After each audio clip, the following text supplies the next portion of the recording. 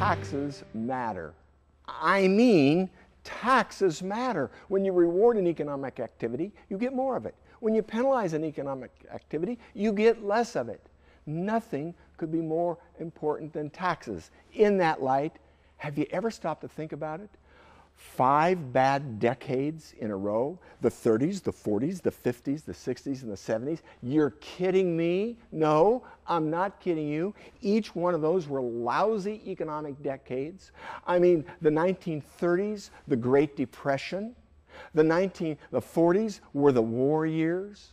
1950s, Eisenhower was told over and over to lower taxes. He didn't. We had 5 recessions in the 1950s.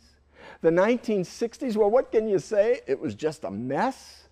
The 1970s, hello, high inflation, high unemployment,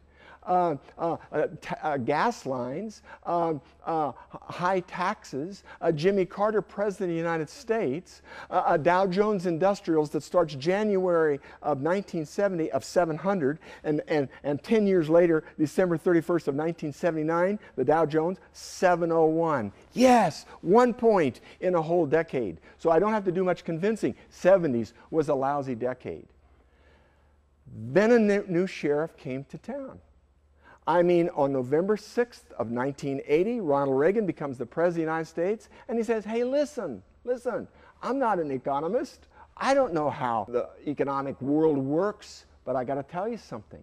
For the last 50 years, we've had 70% marginal tax rates. That's a killer. So Ronald Reagan lowered the marginal tax rate from 70 to 50 to 28%. Friends, the rest is history. Because from 1983 through 2007, 25 years of prosperity.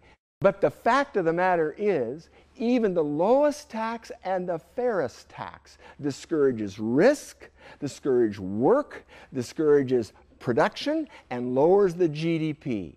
Nothing could be more important to the incentives of a country than to lower taxes.